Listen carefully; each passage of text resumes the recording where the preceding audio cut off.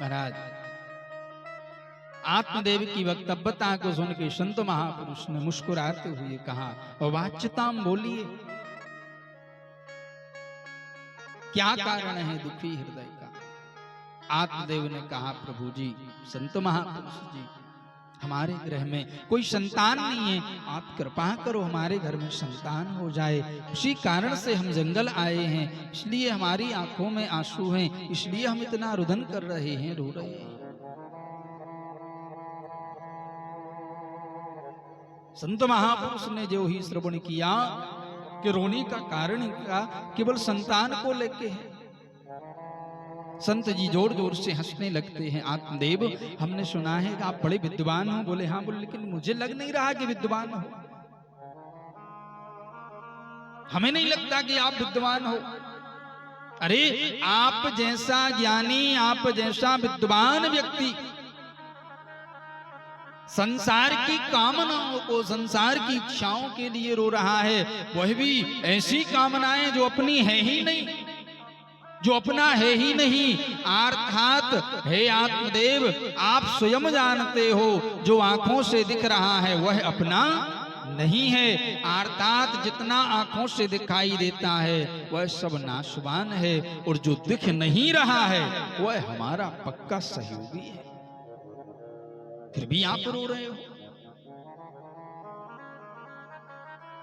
अच्छा एक बात बताओ आत्मदेव, संतान प्राप्ति करना। बोले हाँ। बोले करोगे क्या संतान का? संतान अगर आपको मिल जाए, संतान की प्राप्ति से आप करोगे क्या? आत्मदेव कहते, महाराज जी आप संत जी हो, पुराणों में लिखा है पिंडदान तर्पण के लिए पुत्र होना अति आवश्यक है, संतान होना अति आवश्यक है, इसलिए मुझे संतान की इच्छा है।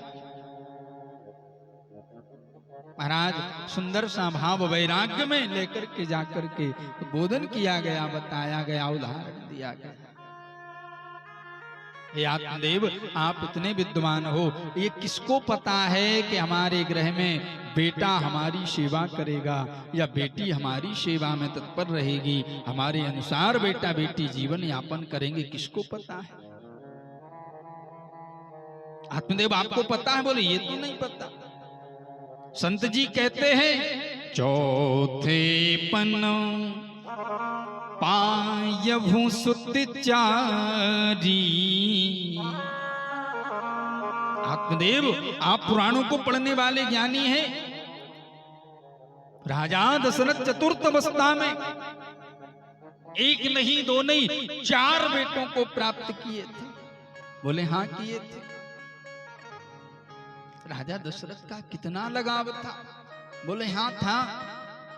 अरे आत्मदेव जी आपको क्या बतलाएं प्रभु जी, गुरुदेव पुत्रों को लेने आते हैं, महाराज आंखों में आंसू आ जाते। सवे सुत प्रिय मोहे प्राण की नाई,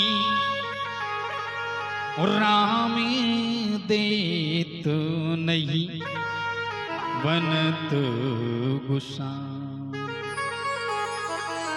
राम देत नहीं बनत गुसां।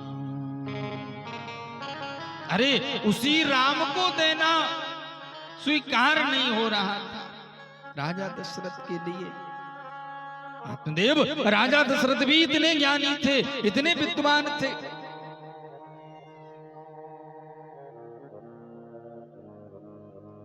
बेटों का जाना हुआ? बोले हाँ। बेटों का वापस आना हुआ? बोले हाँ। सबसे ज्यादा लगाव जिस राम में पिता दशरथ किए थे महाराज, क्या वही बेटा राम राजा दशरथ की अंत्येष्टि क्रिया को उपस्थित हुआ? आप कह रहे हो कि मुझे संतान चाहिए।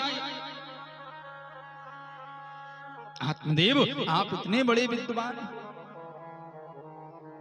राम राम कही राम कह रावु गए सुरधाम।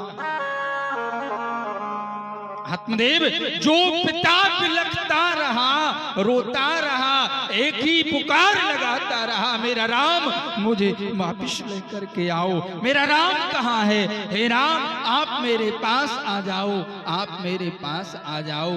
और उसी राम को पुकारते पुकारते दशरथ का संसार से जाना हो जाता है। महाराज तेल की नाव में ओतप्रोत करके जिस दशरथ को रखा गया राम के लिए कि राम आएगा, क्या फिर वह राम आया?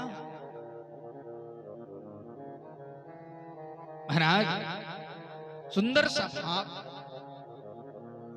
पलकों के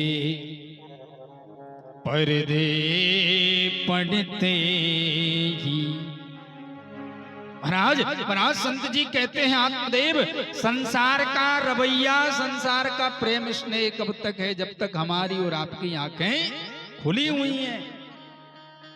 पलकों के पर्दे पड़ते ही सब नाते मिट जाते हैं।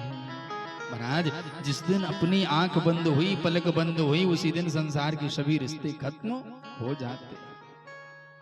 चार